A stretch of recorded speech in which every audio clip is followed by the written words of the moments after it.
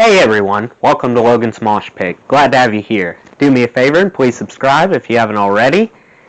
Get ready for another episode of Rock and Read. Today we're going to read the next chapter of Janis, Her Life and Music, Chapter 2. Chapter 2 is called Tomboy. Let's start out with a quote. It says, "I nearly fell out of my chair. I was so excited," by Janis Joplin herself. Here we go. An intuitive child, Janis sensed that Seth Joplin wanted a son, and certainly she knew that her tomboy roughhousing pleased him. Her deep connection with her father, initiated by her greeting him after work each day, continued until the Joplins' third child, their only son Michael, came along. Janis felt the loss of that intimacy acutely, viscerally, and it fueled both her lifelong neediness and her imagination. Socially, Dorothy hoped that Janis would model herself after her. She organized a troop of bluebirds, similar to Girl Scouts, who met regularly at the Joplins' home, where Janis was outgoing and made strangers welcome, Dorothy recalled. She constantly sought her mother's approval and would always demand more of her attention than her other two children, Dorothy said. Janis was so book-smart and took to school well enough that her first-grade teacher advanced her to second grade halfway through the year. Then at age 7, she skipped ahead to third grade in the fall of 1950. The advanced placement proved to be a social handicap. Janis was as much as 18 months younger than some of her classmates and smaller than most of her friends. Yet her diminutive stature didn't stop her from acting the equal to her older and larger playmates, who sometimes forgot how much younger Janis was. She enjoyed the physical aspects of playing, said Roger Pryor, a neighbor 2 years her senior, whose family home abutted the Joplins' backyard. She liked to play with the guys, boys' sports, baseball. She wasn't bashful, and she could argue. She initiated more than she responded. "Let's do this. Let's play this game." She was stubborn, but likable. At ages 10 and 11, Janis, still the unabashed tomboy, was unself-conscious and saw no problem in going shirtless like the neighborhood boys during Port Arthur's long, hot, humid summers. She played outside without a shirt until she was in 7th grade, Pryor recalled. She was slow in physical maturation. Nobody ever said anything about it, but it was strange behavior for a girl. Some kids considered Roger a bully, but Janis was fearless and always stood up to him. She even challenged him to wrestling matches. "I felt really ill at ease wrestling with a girl," said Pryor, and here was Janis wanting to wrestle. "My parents had told me time and time again, never fight with a girl. She chased after me. If she caught you, she sat down on you. I remember her sitting on me, grinning. Janis would just laugh like a triumphant victor." Janis may have pounded on Roger because she had a crush on him. Also, a part of her was possibly jealous of the friendship he had developed with her father. "Seth really liked me," Pryor recounted. "He treated me like a son. He would talk to me, spend time with me, make things like slingshots." Her father also encouraged Janis's rambunctiousness, with no thoughts whatsoever of encouraging her to stay inside and play with her dolls. He built stilts and an oversized seesaw for Roger and Janis. His most dangerous construction was the giant stride, a sort of swing with rings attached to ropes fastened to the top of a pole. Grabbing hold of a ring, the kids ran in a circle until they lifted to fly, their legs like wings above the ground. Janis got her first thrilling taste of altered consciousness soaring through the air, holding on to the ring for dear life. Pryor, who would often push the more timid children, recalled, "We'd get those kids going so fast they were almost straight out from the pole, screaming to stop, and we knew they couldn't last, and they just flew off. We did things to hurt people, not to be mean, but more like a contest to see how tough you were. I know several people who got their arm broken on that giant stride. Janis was tough and never got hurt, but Seth later dismantled it. When she did eventually break her arm, it was from falling out of a tree." Seth's closest friend was Don Bowen, a fellow introvert who worked for Gulf Oil, and whose daughter Kristen, a real pretty, quiet girl, ultra-feminine according to Pryor, was nearly a year older than Janis, but in her grade. Don was the only other intellectual in town, according to Janis. He and Seth got together desperately, and they just dug the fact that each other existed. The Bowens and Joplins traveled across town to each other's home at least once a month for dinner, bridge, and most importantly, to talk freely in ways they could not out in the cultural backwater of Port Arthur. When we arrived at the Joplin's house, Kristen Bowen recounted, Seth and Don liked to listen to classical music and discuss books and sometimes politics. When the bridge table came out, we were sent off to play. There would be something new to play with, a pogo stick or stilts. We went in the backyard and climbed trees. Janis tried a lot of things that boys usually didn't. I noticed as a real small child that she wanted to tell us what to do. Janis became increasingly defiant, testing her parents well before her teenage years. When they attempted to control her, she reacted with no concern for consequences. At age 8, she still sucked her thumb, so to put an end to the habit, Seth forbade any radio time until her thumb no longer went into her mouth. In response, Janis threw a massive temper tantrum, shrieking, kicking, and hyperventilating. Yet even the negative attention she received from such episodes didn't discourage her. For Janis, quantity of attention was more important than quality. With no air conditioning and the windows open, sound traveled easily between homes. Pryor recalled listening to Janis battle with her parents. You could hear the arguments, shouting matches in the house, like, "Go to your room to do this," and "No, I'm not, make me." She didn't want to be a dutiful child.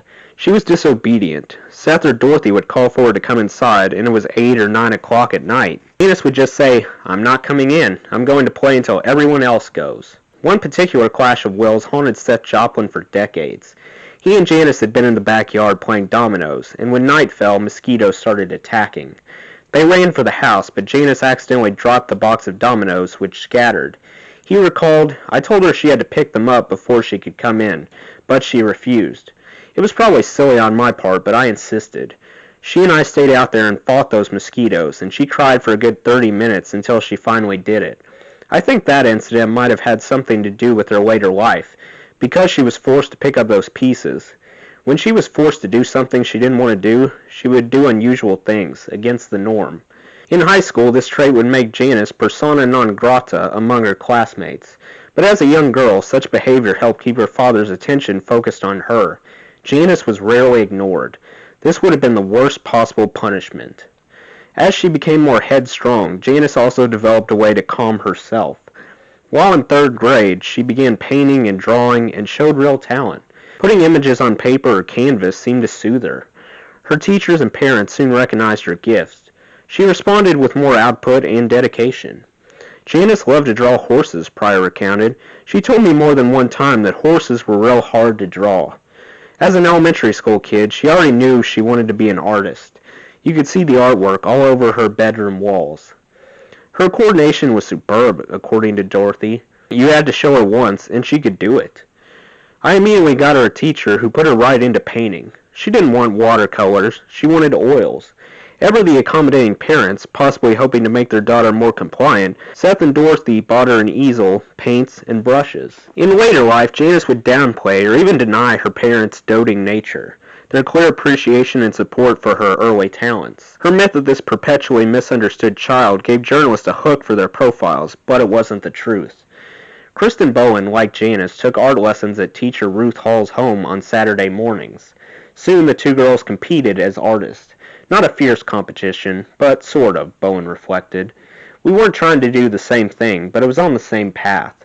Our parents were trying to get us to develop skills. Dorothy in particular pushed Janis to work hard and stand out as someone special. When Janis was 10 and finishing 5th grade, Dorothy gave birth to Michael Ross Joplin on May 25, 1953, a week after Seth turned 43. Pryor remembered Seth was elated. When Mike came along, that was his day at the stock market. He really liked that, a son. During Dorothy's pregnancy, Janis had upped her misbehavior at school. Several years before, her kindergarten teacher had cited Janis's refusal to rest quietly. Now her 5th grade teacher noted she lacked in such areas as listens to and follows directions, makes good use of time, and practices good sportsmanship. But again, this teacher confirmed that Janis was very talented in art. With such admiration from her teacher, her parents, and friends such as Pryor, and friendly rival Kristen Bowen, Janis invested more and more time in drawing and painting, often to the detriment of homework and other school assignments. The needs improvement comments on her report card did nothing to dissuade her. The criticism of her behavior may have fueled her drive. On Saturdays, while Dorothy stayed home with the baby, Seth continued to take Janis, now joined by 4-year-old Laura, to the Gates Memorial Library. A student of history and philosophy, Seth oversaw precocious Janis's book selection, which included numerous illustrated art histories and L. Frank Baum's Wizard of Oz series. She used both as inspirations. In a few short years, Janis's life would parallel Baum's heroine, Dorothy, as she was whisked from her black and white world into a psychedelic Oz of sorts, with her own offbeat companions. Beginning in 7th grade in the fall of 1954, Janis transferred to Woodrow Wilson Junior High, an impressive brick building near the Gates Library. The transition from her elementary school, which she could walk to from home, was fairly traumatic. A boyish 11-year-old, Janis initially rode the school bus, where older kids picked on her. Though their teasing was mild compared with the abuses Janis would have to endure in high school, she cried about it at home. Dorothy quickly organized a carpool with neighbors to solve the problem of the bus rides. Janis's entry into the new social landscape at Woodrow Wilson was eased somewhat by music as well as art. She was, after all, the daughter of Dorothy East, once a locally acclaimed schoolgirl singer, and Janis, in some ways, early on, followed her mother's path. She sang in the First Christian Church Choir and developed a crystalline soprano voice. She immediately joined Woodrow Wilson's 90-member Girls' Glee Club, where she would remain for 3 years. She began making new friends, including a girl named Carleen Bennett, a shy brunette who wore cat's-eye glasses and played saxophone in the school band. Both budding cynics, Janis and Carleen bonded over their mutual dislike of gym class, particularly having to change clothes in front of their more endowed peers. Carleen's father ran a plumbing business, and almost unheard of in Port Arthur, he had converted to Judaism when he married a Jewish woman. To Janis, Carleen's parents must have felt a bit like her own father, outsiders in a world of Christian conformists. Meanwhile, Dorothy encouraged her daughter to dress like her classmates, and sewed her school clothes, including the full-circle skirts worn over crinoline petticoats, typical of the era's fashion. Like her mother, Janis was outgoing and determined to make people like her. At the dinner table, Janis's outspokenness and charm were rewarded with Seth's attention and more encouragement to form her own opinions. But her gregariousness did not always sit well with her teachers. They reprimanded her for talking in class, frequently leaving her seat and failing to finish her homework. Still, she maintained a B average, while her excellence in art won her an Outstanding Achievement Award. Janis celebrated her 12th birthday in 1955 with a dinner party for a few of her school chums, including Kristen Bowen, who now accompanied her to weekly Arthur Murray dance classes. But rather than learn the foxtrot or the Lindy Hop, Janis wanted to dance to the new kind of music she heard on the radio, rock and roll, named by DJ Alan Freed. That year, rock and roll broke nationally with Bill Haley and his Comets' Rock Around the Clock topping the hit parade for 3 weeks. In March, the film Blackboard Jungle, a drama about juvenile delinquency, opened with Haley's song as its theme, spurring the record on to national popularity. Some excitable teen audiences rioted and tore up theater seats. Other Janis favorites included Little Richard's Tutti Frutti and Fat Domino's Ain't That a Shame. New Orleans recorded 45s, getting airplay on Beaumont's Rhythm and Blues station. Elvis Presley, who'd started his career at nearby Shreveport's Louisiana Hayride broadcast on KWKH, toured the South constantly and performed at Woodrow Wilson Junior High's auditorium on November 25, 1955.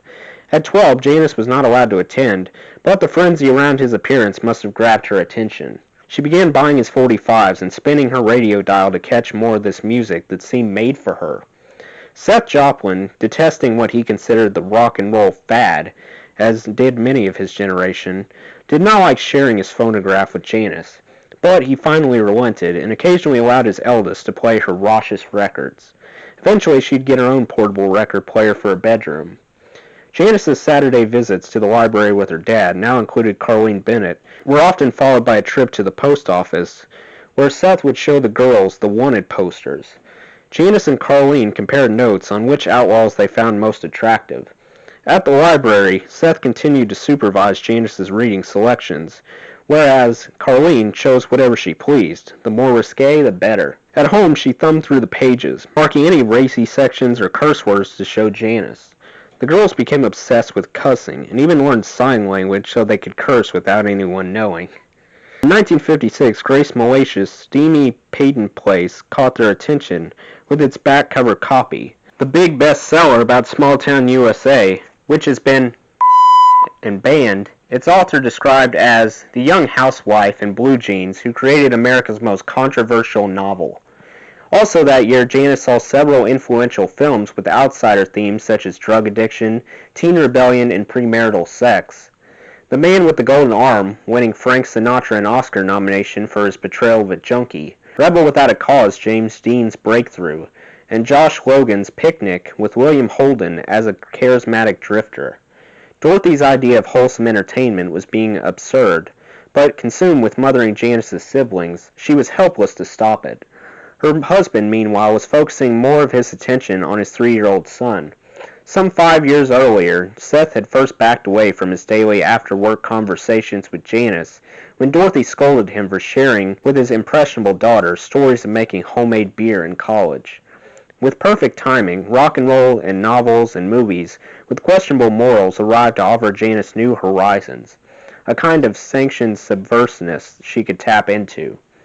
That summer, Janis would initiate the process of becoming a full-fledged rebel when she volunteered at a local youth theater.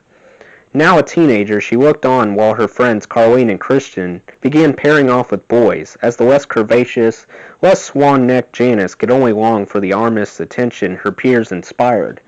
At the Port Arthur Little Theater was a heartthrob named Jim Langdon, a talented trombonist with a dark pompadour. Langdon and his gang, all nearly 2 years older and a grade ahead of Janis, held sway at the theater, founded by his friend Grant Lyon's mother, a northern transplant. Langdon's affections facilitated between Carlene, Kristen, and other girls, yet it would be Janis with whom he would form a tight yet platonic long-term bond, centered mostly on conversation and music. At the Little Theater, Janis, already gaining recognition for her artwork, took on the job of painting sets. To her delight, she was offered a bit part in the play Sunday Cost 5 Pesos, for which she wore an off-the-shoulder peasant blouse that, along with cosmetics, made her look older. Though she hadn't yet spent much time with Langdon, Lyons, and their friends, she admired their wit, intellect, and daring. Having just graduated from junior high in May, Jim, Grant, and their cohorts climbed to the top of a Port Arthur water tower and painted the slogan High 9 on its side, a feat she envied. In September, just after starting 9th grade, Janis got her first eyeful of the rock and roll she had been enjoying on records and the radio. The Joplins bought a television set, still a rarity and status symbol in their neighborhood. On Sunday, the 9th, Janis and her family tuned in to CBS to see the much-publicized Elvis Presley debut on The Ed Sullivan Show. His historic, sensual performance riveted Janis. The sultry Don't Be Cruel, the romantic ballad Love Me Tender, Little Richard's Ready Teddy, and her favorite, Hound Dog.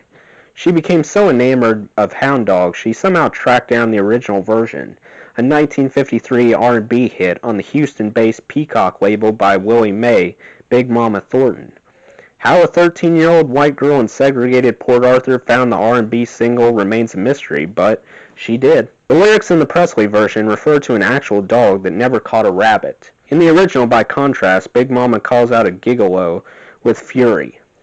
Janis took the record to the Bennetts to play for Carlene and her younger brother Herman. She preferred that version to Elvis's, she told them. In a little more than a decade, Janis would catapult to fame with Big Mama Thornton's Ball and Chain. While in 9th grade, Janis connected with her first boyfriend, Jack Smith, a tall classmate with dark hair who, like her father, enjoyed books and conversation. We got together over the fact that we both read a lot, said Smith, who recalled that Janis was bright and cheerful and smart. When Smith, 14, and Janis, 13, became an item, it was a chaste coupling. I didn't have the faintest idea what sex was, Smith recounted. Rather than sneak off and neck, they stayed after school to work together on the junior high literary magazine, Driftwood. On weekends, their dates included trips to church, amusement parks, and wholesome movies like The Ten Commandments. Smith didn't see much of her rebellious side. He remembered Janis as delightful and pretty and all the things a young girl of 13 wants to be, a typical right-up-the-line future sorority girl. Smith gave her a gold necklace with their shared initial, J. If we ever get married, she told him boldly, all our monogrammed items will be the same. As a member of the Pep Club and the youth service organization Tri-Hi-Y, Janis hosted social gatherings and at times seemed to be striving toward becoming the thoroughly conventional daughter her mother desired. While her buxom classmates wore torpedo bras, Janis was flat-chested and still dressed dutifully in her mother's creations. On a scrapbook page documenting a Tri-High-Y event, Janis sketched a frock with a cinched waist and full skirt and pasted a swatch of gingham, noting, "I wore that dress mother made me, green and white checks with white trim." That December 1956, ninth grader Janis sang her first public solo at the church Christmas pageant, which Jack Smith attended. She also performed with some 7 dozen other girls at a glee club concert. In both, she used clear soprano that at the time she thought was the totality of her voice. A lovely sound, but not as special as her artwork. She still considered herself an artist, not a singer, and would for a few years yet. She also showed aptitude as a writer, encouraged by her favorite teacher, Dorothy Robin, who found Janis a very capable student who needs to develop more responsibility. Despite Janis's behavioral issues, Robin eventually honored her with a Merit Award certificate for English and journalism. Janis, thrilled by the attention, wrote in her scrapbook, "What a shock! Miss Robin walks up in the middle of class and casually says, 'Oh, I thought you might like to see this.' I nearly fell out of my chair. I was so excited." Janis illustrated the moment with a stick figure drawing of herself tumbling to the floor. Both Janis's artwork and writing were showcased in the 1957 Driftwood, with her illustrations on its cover and inside an adorable illustrated essay, The Most Unusual Prayer, about her younger brother Michael's attempt to say grace at the Joplin dinner table. That summer, Janis volunteered at the Gates Memorial Library as an assistant in the children's room. She put her artistry to work by expertly drawing large posters featuring the Scarecrow and others from the Oz books who accompany rebellious Dorothy. Janis got her first taste of fame when a Port Arthur news reporter interviewed her about the posters. The July 14th article, "Library Job Brings Out Teenagers' Versatility," featured a photo of Janis and her Scarecrow drawing, noting that she was named one of the top artists in the 9th grade and outstanding in journalism. Apparently a natural at the soundbite, Janis said she took the job because it gives me a chance to practice art and at the same time to do something worthwhile for the community. That recognition, however, could not compensate for the loss of her father's attentiveness. Pop had always laughed loudly and easily with his kids until the girls started to become women, Laura Joplin reflected later. Then he withdrew. Somehow our femininity made it more awkward for him to express his feelings, a task that took effort at any time. Janis cast the blame elsewhere. A decade later, she would recall that her father used to talk to me, and then he turned right around from that when I was 14. Maybe he wanted a smart son or something like that. As for Seth, he would remember a daughter very akin to him, except for her increasing compulsion to publicly flaunt her individuality. Unlike him, she would refuse to keep a low profile. From about the age of 14, he recalled laconically, Janis was a revolutionary. That's the end of Chapter 2. Let me know what you guys thought of Chapter 2 in the comments. That does it for today's video, guys. I hope you enjoyed. Make sure to like, comment, and subscribe if you haven't already. I really appreciate the support. I'll see you next time. Until then, rock on.